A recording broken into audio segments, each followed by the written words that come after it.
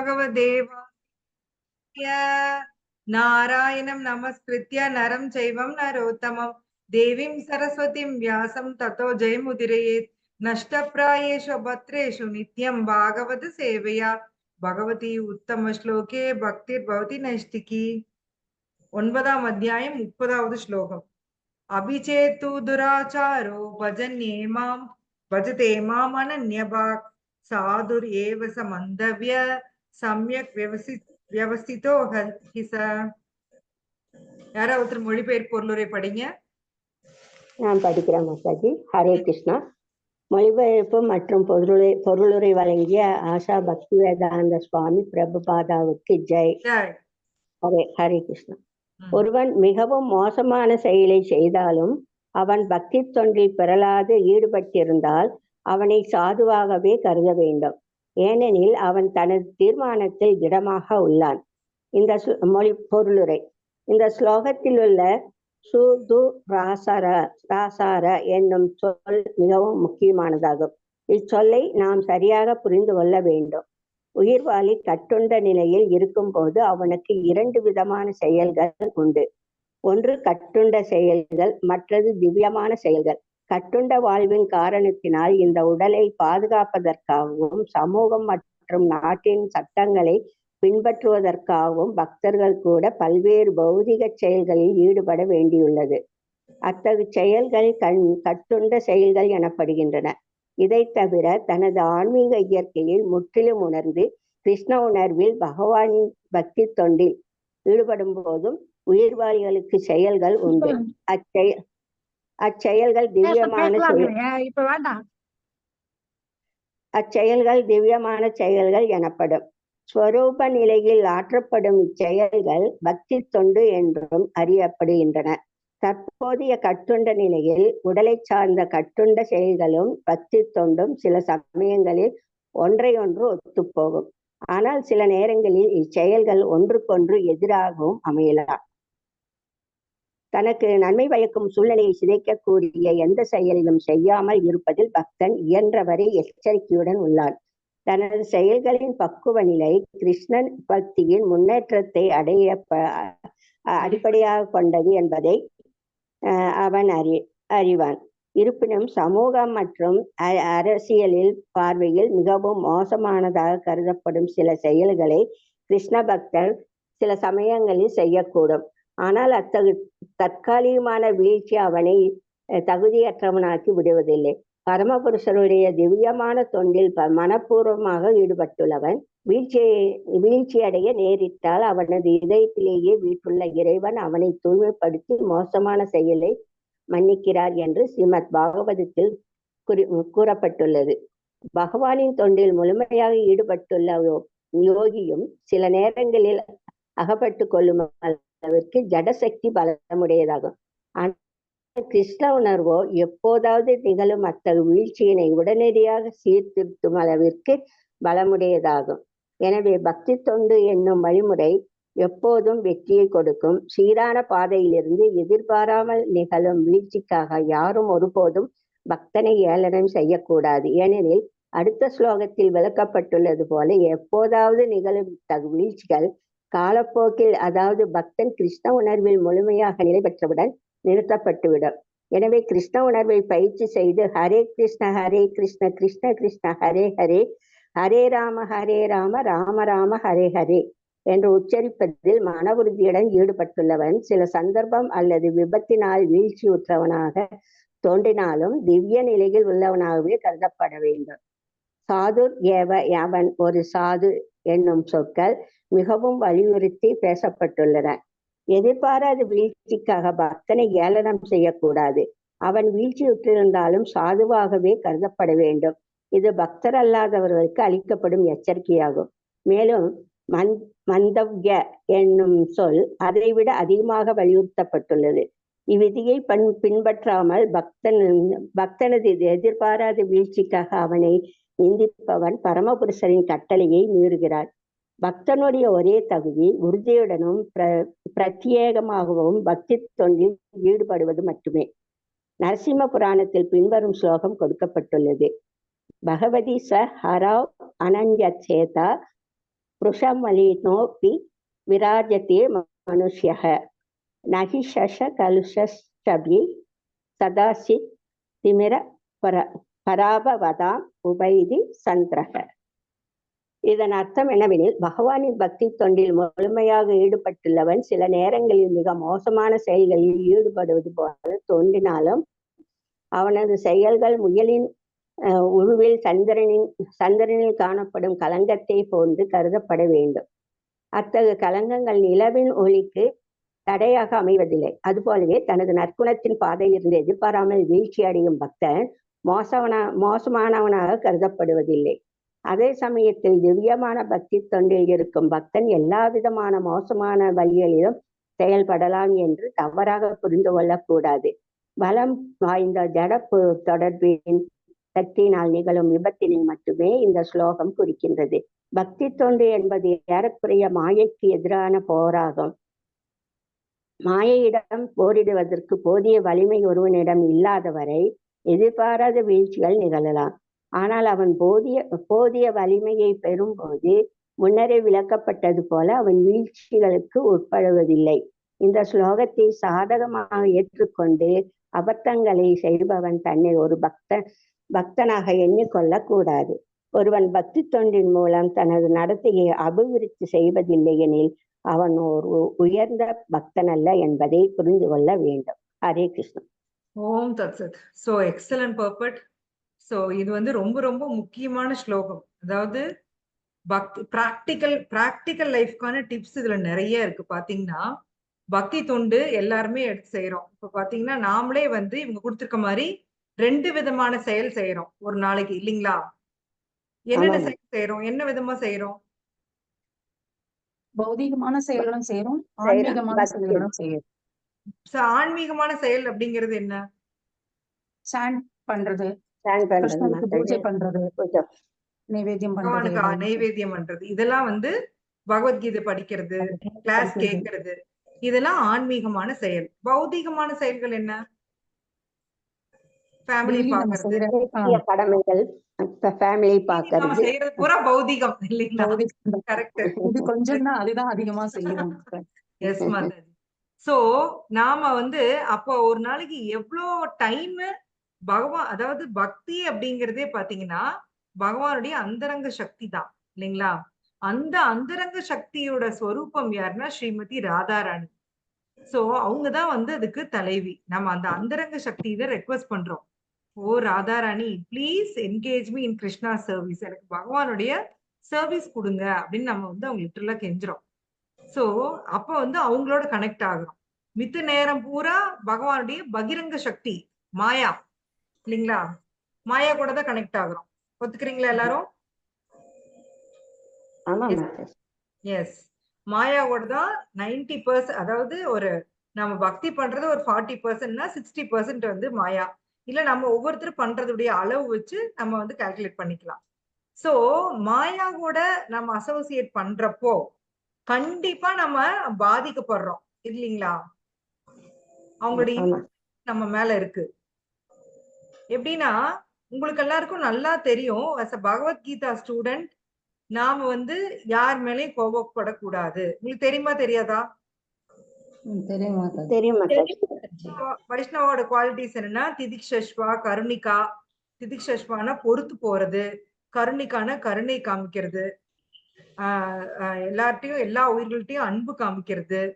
So இதெல்லாம் Vaishnava qualities நமக்கு நல்லாவே தெரியும். ஆனா நம்ம அப்படி இருக்கோமா எல்லா நேரமும்? இல்ல இல்ல. ஏன் அப்படி நடக்குது? உங்களுக்கு எல்லாருக்கும் அதுதான் கரெக்ட்னு தெரியுமா தெரியாதா சொல்லுங்க?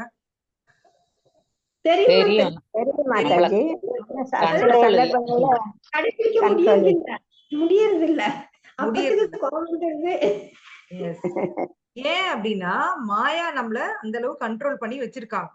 அவங்க முக்குணங்களை யூஸ் பண்ணி நம்மள அட்டாக் பண்ணிட்டே இருக்காங்க. திடீர்னு ரஜோகுணம் வருது, திடீர்னு தமோ குணம் வருது, சத்வகுணம் தலதோக்குது திடீர்னு. சோ மாறி மாறி இந்த 3 குணங்களும் நம்மள டார்ச்சர் பண்ணிட்டு இருக்குது, இல்லைங்களா?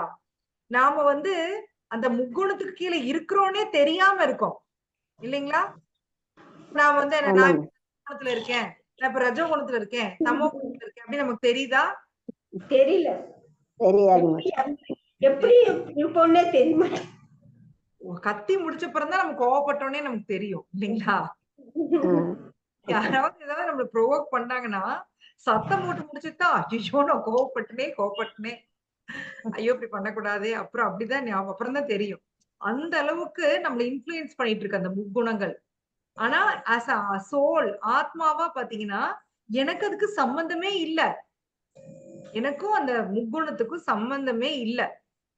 ஆத்மா வந்து நான் உங்களுக்கு அந்த 5வது அத்தியாயத்துல கூட பார்த்தோம்.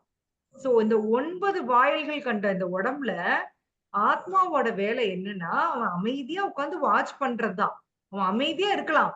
அவன் போய் இந்த அந்த 9 வாயில் கொண்ட இந்த உடலோட அசோசியேட் பண்றான். பண்றப்பதான் அவன் வந்து அடி வாங்குறான் ஆத்மா.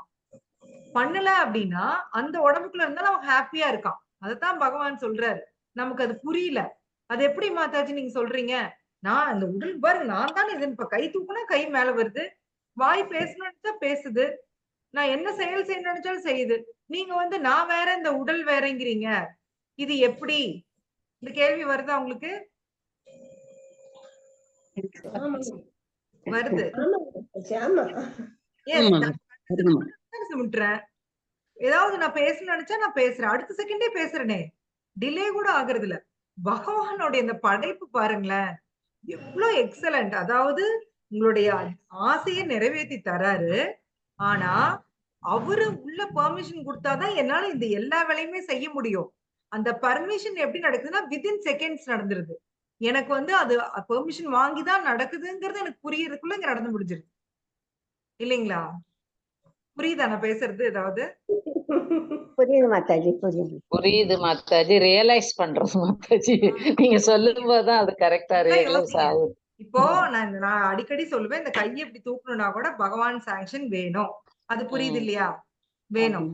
அது எப்படின்னா உள்ள ஆத்மாவோட வேலை என்னன்னா டிசையர் பண்றது மட்டும்தான், ஆசைப்படுறது மட்டும்தான்.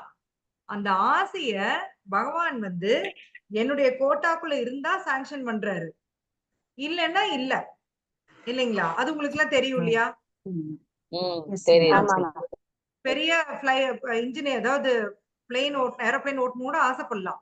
அது என்னோட கோட்டால இருந்தா சாங்ஷன் பண்ணுவாரு, இல்லன்னா இல்ல. டாக்டர் ஆகணும்னு ஆசைப்படலாம், என்ன வேணா ஆசைப்படலாம். ஆசைப்படுறதுக்கு என்ன?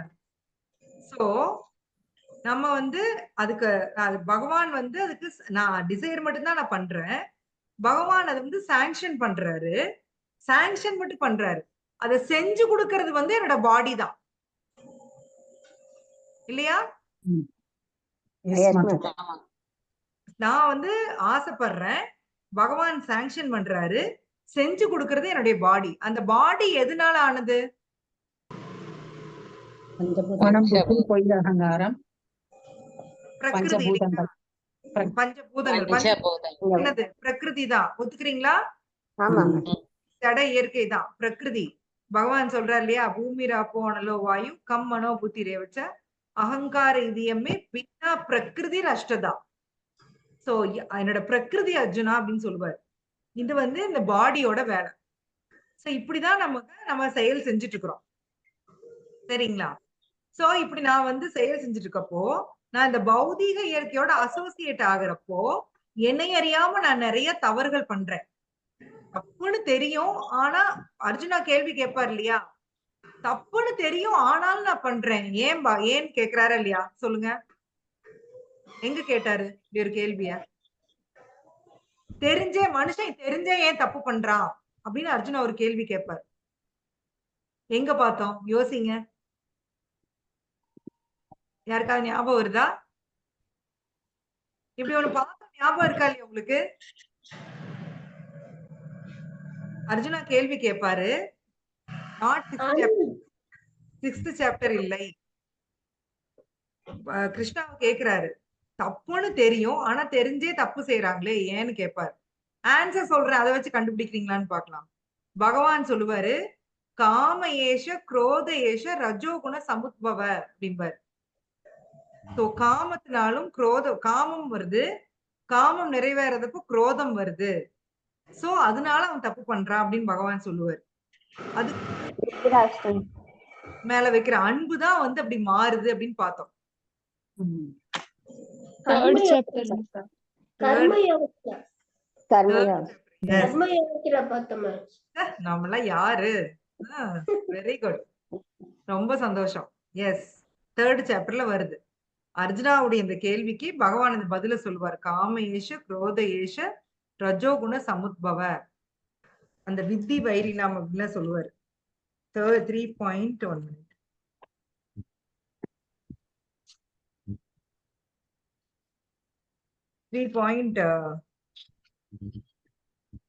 3.36ல வந்து கேள்வி கேட்கிறாரு. 37க்கு வந்து சொல்றாரு. காமேஷ குரோதேஷ ரஜோகுண சமுத்பவ மகாக்ஷனோ மகா பாப்மா வித்யேன மிக வைரினாம். அர்ஜுனா, காமமே இதற்கு காரணம்.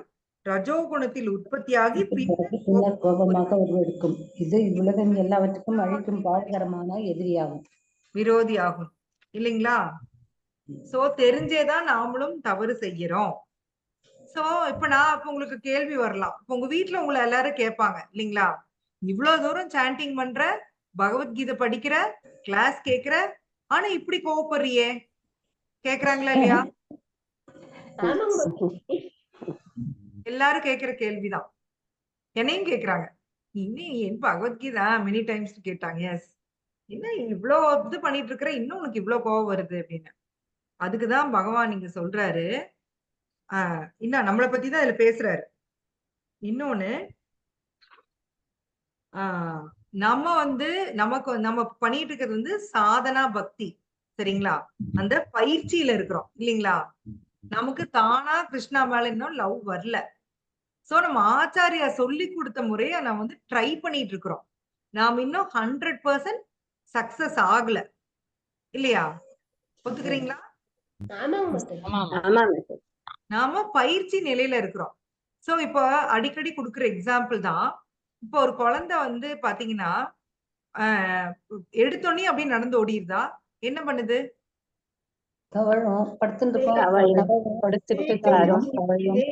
என்ன பண்ணும்? குப்புற விழுகும், அப்புறம் தவழும், அப்புறம் உட்காரும், தட்டு தடுமாறி நடக்கும். எஸ், அப்போ அந்த குழந்தை எதுவுமே பண்ணலின்னு அர்த்தமா?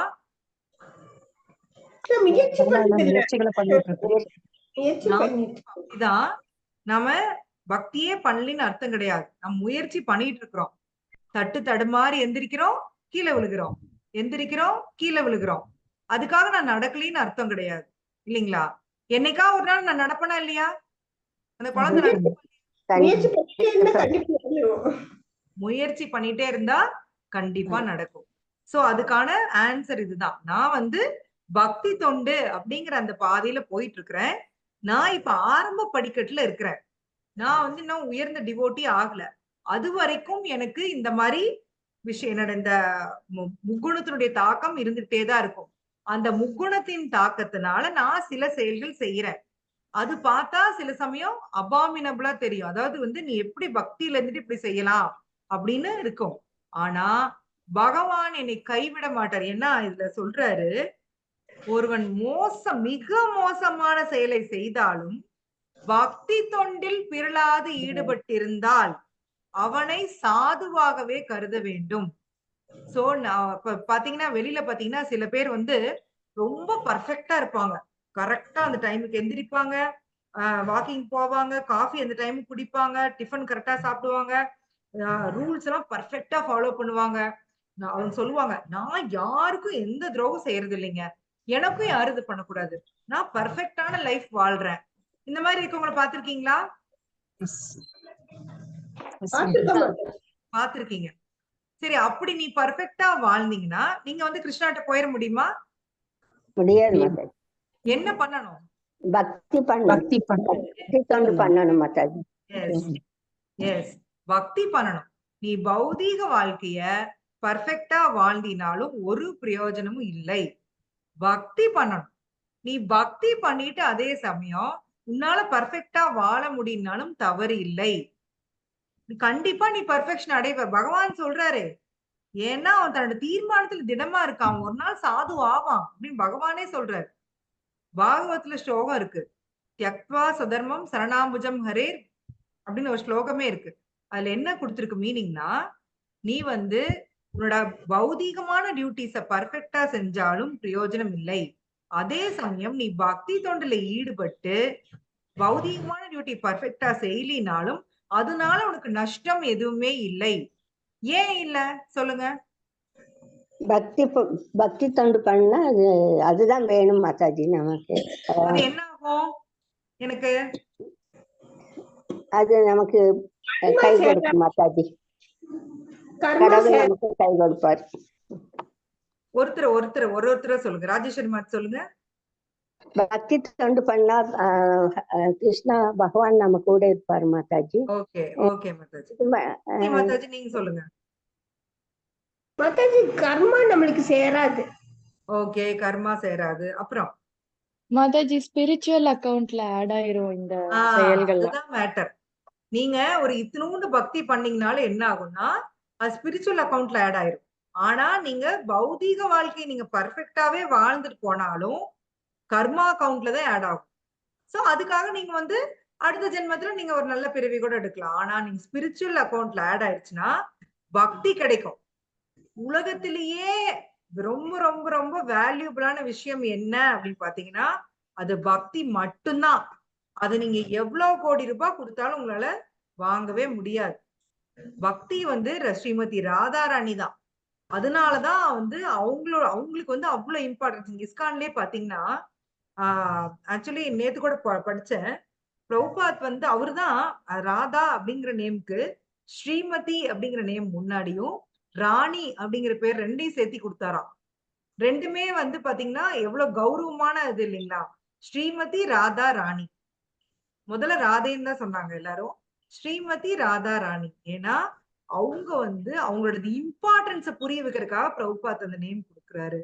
அவங்க வேற கிருஷ்ணா வேற இல்ல. சில பேர் வந்து ராதாவும் கிருஷ்ணாவும் கல்யாணமே பண்ணிக்கல, அவங்க கஷ்டப்பட்டாங்க அப்படிலாம் பேசுறாங்க. ஆனா என்ன புரிஞ்சுக்கணும்னா நம்மள மாதிரி பௌதீக ரிலேஷன்ஷிப் கிடையாது.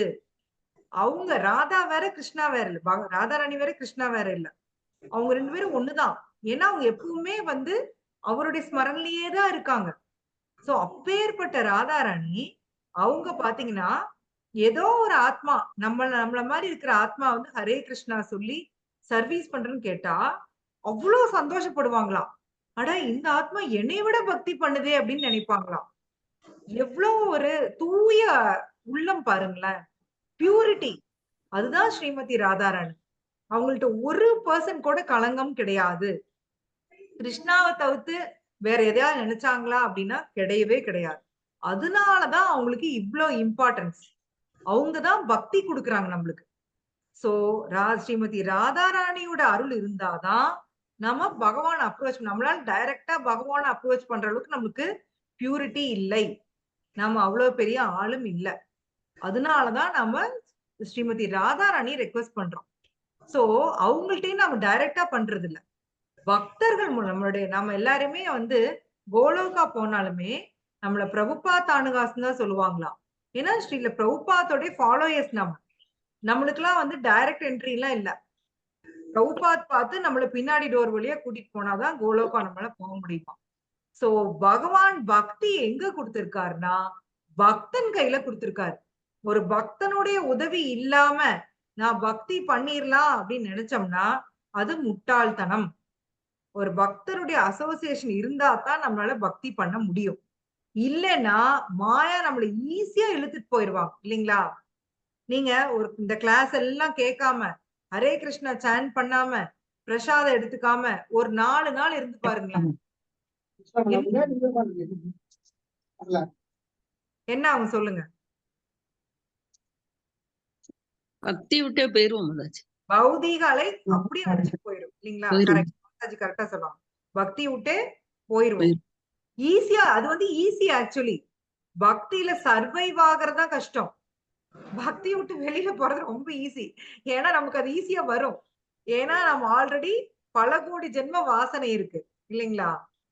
இப்போ நான் ஒரு வாட்டி நாங்க இஸ்கான் சென்டர்ல இருக்கப்போ அங்க பாட்டு அந்த இளையராஜா சாங்ஸ் பக்கத்துல இருந்தது. அப்போ ஒரு பிரபு சொன்னாரு, நம்மள அறியாம நம்ம பாட ஆரம்பிச்சிடுறோம். ஏன்னா சின்ன பிள்ளையில இருந்து அதெல்லாம் கேட்டு வளர்ந்ததுனால நமக்கு வந்து அந்த டேஸ்ட் இன்னும் உள்ள இருக்கு. சோ அதுல போனோம்னா நம்ம அதுலயும் உட்கார்ந்துருவோம் அப்படியே. ஆனா இப்ப வந்து அதுல ஒண்ணுமே ருச்சி இல்ல அப்படின்னு நம்ம புரிஞ்சுக்கிட்டு வந்திருக்கோம். இருந்தாலும் நம்ம கிட்ட இந்த பழைய வாசனை எல்லாம் இருக்கு. சோ அந்த ட்ரிங்க்ஸ் எடுத்துக்கிறவங்களே சொல்லுவாங்க இல்லீங்களா? இந்த ட்ரிங்க்ஸ் இருக்கிற பக்கம் போகாத, அவங்களோட அந்த ட்ரிங்க்ஸ் எடுக்கிறவங்களோட அசோசியேட் பண்ணாத, ஃப்ரெண்ட்ஸ் வச்சுக்காத சொல்லுவாங்க இல்லீங்களா? கொஞ்சம் நிறுத்துறாங்க ஆமா இல்லையா? மாதாஜி. அந்த அடிக்ஷன்ல இருந்து வெளியில வரவங்கள வந்து கொஞ்ச நாளைக்கு இதெல்லாம் அவாய்ட் பண்ணுங்கன்னு சொல்லுவாங்க. ஏன்னா, அவங்களோட அசோசியேட் பண்ணா பழையபடி இவங்க வந்து போய் ட்ரிங்க்ஸ் எடுக்க ஆரம்பிச்சுருவாங்க. ஏன்னா, அந்த வாசனை உள்ள இருக்கு. அவங்களுக்கு வந்து ஆல்ரெடி இந்த டேஸ்ட் எல்லாம் நாக்குக்கு தெரியும். இல்லையா? சோ, அன்னைக்கோட ஒரு ஒரு லெக்சர்ல கேட்டேன். ஒரு பிரம்மச்சாரி கிளாஸ்ல ஒரு பிரபுஜி சொல்லிட்டு இருந்தாரு. இந்த செக்ஷுவல் லைஃப் அப்படிங்கிறதே வந்து இந்த புலன்களோட டச்ல இல்லையாமா. அது வந்து ஃபுல்லா மைண்ட்ல தான் இருக்கு அப்படிங்கிறாரு.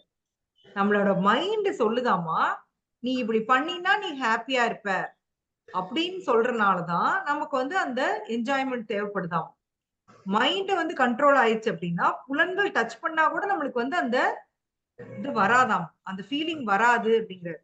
சோ டோட்டலி கண்ட்ரோல் எங்க இருக்கு? மைண்ட்ல. எஸ், இந்த மைண்ட் தான் சொல்லுது நீ இதெல்லாம் பண்ணா ஹாப்பியா இருப்ப. சோ நம்ம பௌதீகமான விஷயங்கள்ல நம்ம அதிகமா நம்ம ஈடுபட்டோம் அப்படின்னா மைண்ட் ஈஸியா நம்மள வந்து புடிச்சு இழுத்துட்டு போயிரும். இப்பவே சாண்டிங் பண்றதுக்கு அவ்வளவு கஷ்டப்படுறோம். சோ ஒரு 4 நாள் நம்ம இதெல்லாம் பண்ணாம இருந்தோம்னா நம்ம அந்த பௌதீகால நம்மள அடிச்சுட்டே போயிரும். அதுக்குதான் என்னாச்சு பாஞ்சாலி மாதாஜி ஏதோ முகமூடி கொலைக்கார ரேஞ்சில் பண்ணிட்டு இருக்கீங்க. மியூட் ஆயிருக்கீங்க. மரங்கள் தென்னை மரம் எல்லாம் நிறைய இருக்குல்ல மாதாஜி, அதுல அந்த ஃபர்டிலைசர் அது அது இது ஆர்கானிக்னு பண்ணி இந்த கோழிக்கு இதெல்லாம் கொண்டு வந்து போட்டிருக்காங்க. அது நாத்தம் வீட்டுக்குள்ள எங்க போனாலும் இருக்குது அது மனம் அப்படியே வந்துட்டு. சரி 2 நாள் இருக்கு. பண்ணீங்களா? ரொம்ப இங்க வெளியில தாங்க முடியல, அதான் கொஞ்சம் அப்படி போட்டுட்டேன். சாரி மாதாஜி, வேற தப்பா இல்ல பௌதீக உலகத்தோட நாத்தம் அப்படிதான் இருக்கு மாதாஜி. நாமலாம் என்னமோ நல்லா இருக்குன்னு நினைச்சிட்டு இருக்கிறோம். ஆனா உண்மையிலே கேள்விப்படுறப்போ ஐயோ அம்மா அப்படின்னு இருக்குது. இப்போ அன்னைக்கு ஒரு இன்சிடென்ட் பாத்தீங்களா? சென்னிமலையில நிக்கிறேன்.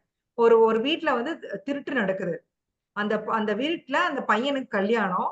அந்த பையனோட அக்கா மேரேஜ் ஆயிடுச்சு, அவ வீட்டுல இருக்கிறாங்க. அவங்க அப்பா இருக்காங்க வயசானவங்க. மத்தவங்க எல்லாம் பத்திரிக்கை கொடுக்க போயிட்டாங்க. திருடங்க வந்து இந்த அக்காவை கட்டி வச்சு அடிச்சு, அப்பா வந்து பாத்ரூம்ல இருந்தாரா, கதவை தாள் போட்டு நகை பணம் எல்லாம் எடுத்துட்டு போயிட்டாங்க. சோ இதுதான் வந்து நடந்ததுன்னு போலீஸ்ல சொல்றாங்க. போலீஸ் மறுபடியும் விசாரிச்சு பார்த்தா அப்படியே கதை ட்விஸ்ட் ஆகுது. என்னன்னா இந்த பொண்ணுக்கு இந்த அக்கா இருக்கா இல்லையா, அவளுக்கு கொஞ்சம் கடன் இருக்கா. சோ தம்பி கல்யாணத்துக்கு அவங்க பணம் கொண்டு வந்து வீட்டுல வச்சிருக்காங்கன்னு அவளுக்கு தெரியுது.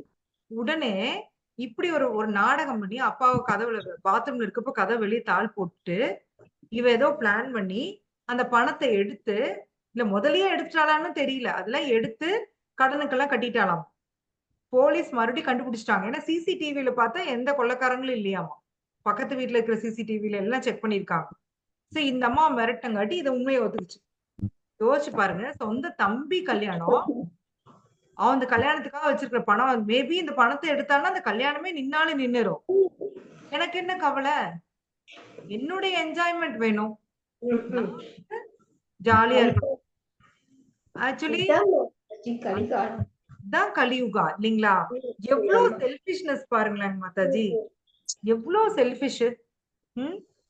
மனசாட்சி இல்ல. எப்படி தன்னோட சொந்த தம்பியோட வாழ்க்கையே போனாலும் பரவாயில்லன்னு நினைக்கிறது. இருக்க பாருங்களேன். வேற அதாவது முன்னையெல்லாம் வந்து கூட்டு குடும்பம் வேண்டாம், தனி குடும்பம்னாங்க. இப்போ தன்னை மட்டும்தான் போக்கஸ் பண்ணிக்கிறாங்க. தான் சந்தோஷமா இருந்தா போதும்.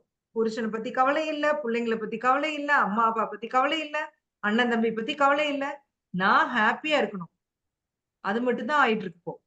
நம்ம இது மாதிரி நிறைய இதெல்லாம் வந்து ஆக்சுவலி ஒரு சின்ன சாம்பிள், அவ்வளவுதான். இது மாதிரி நிறைய இன்சிடென்ட்ஸ் கேள்விப்படுறோம். சோ இந்த பௌதீக உலகம் சாக்கடை தான்.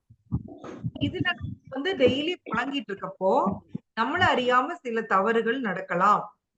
அதுக்குதான் பகவான் இங்க சொல்றாரு, நீ அப்படியே பண்ணிட்டு இருந்தீனாலும் பக்தி தொண்டை விட்டுறாத.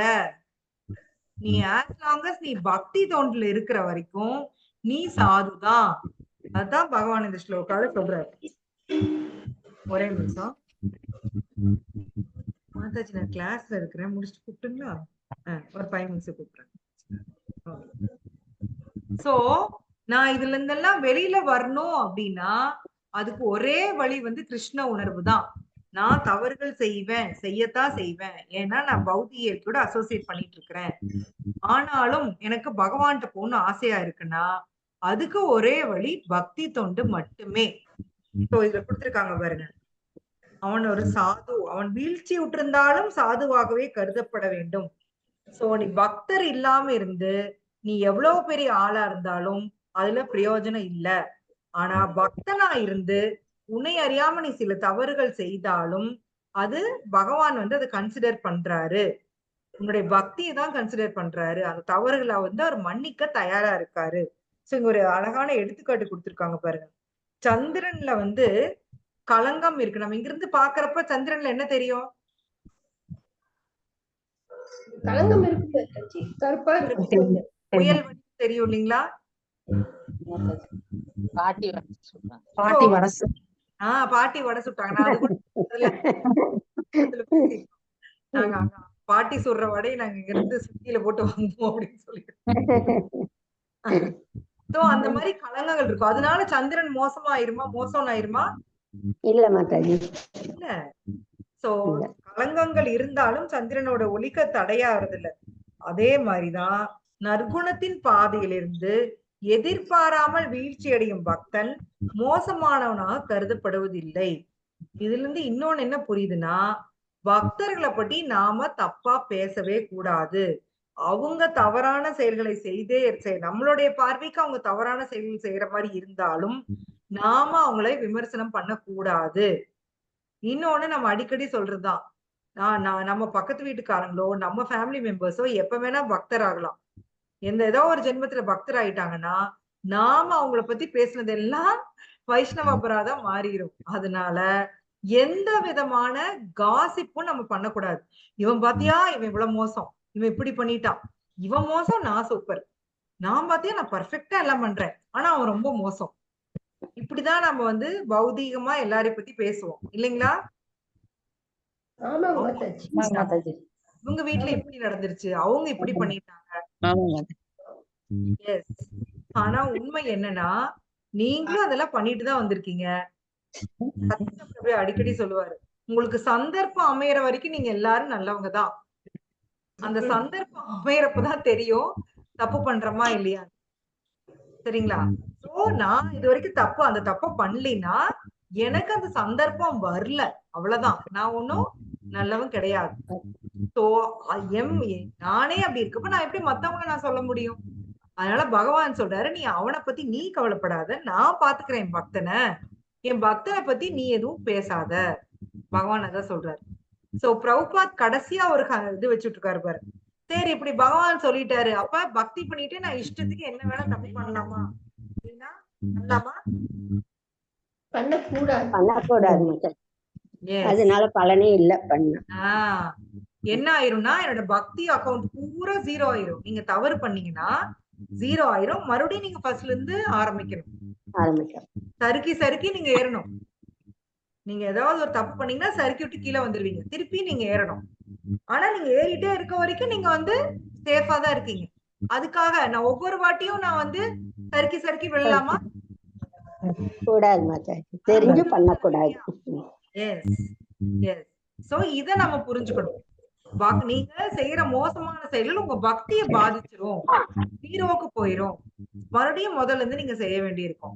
அதனால நாமளும் தவறு செய்யக்கூடாது, தவறு செய்யறவங்களையும் நாம தவறா நினைக்க கூடாது. அதுதான் இந்த ஸ்லோகத்தினுடைய உட்கருத்து. புரியுதுங்களா? கிளியரப்போ? புரியுது மாதாஜி. என்ன புரிஞ்சது பத்மா மாதாஜி சொல்லுங்க. நான் முதல்ல அதாவது இந்த விளக்கவுரை, ஒருவன் மிகவும் மோசமான செயலை செய்தாலும் அவன் பக்தி தொண்டில் பிறராது ஈடுபட்டிருந்தால் அவனை சாதுவாகவே கருத வேண்டும். இது எப்படி அப்படின்னு நினைச்சிட்டு இருந்தேன். எப்படி ம்ஹும். மோசமான செயலை செய்தாலும் அவன் எப்படி அப்படின்னு சொல்லிட்டு இப்ப நீங்க சொல்றதுல இருந்து நமக்கு என்னன்னா நாம எல்லாருமே பிராக்டிஸ் பண்ணிட்டு இருக்கோம் முயற்சி அப்படிங்கிறது. சோ அந்த முயற்சியில நாம கீழே விழுந்தாலும் திரும்ப மேல ஏறி போகணும்.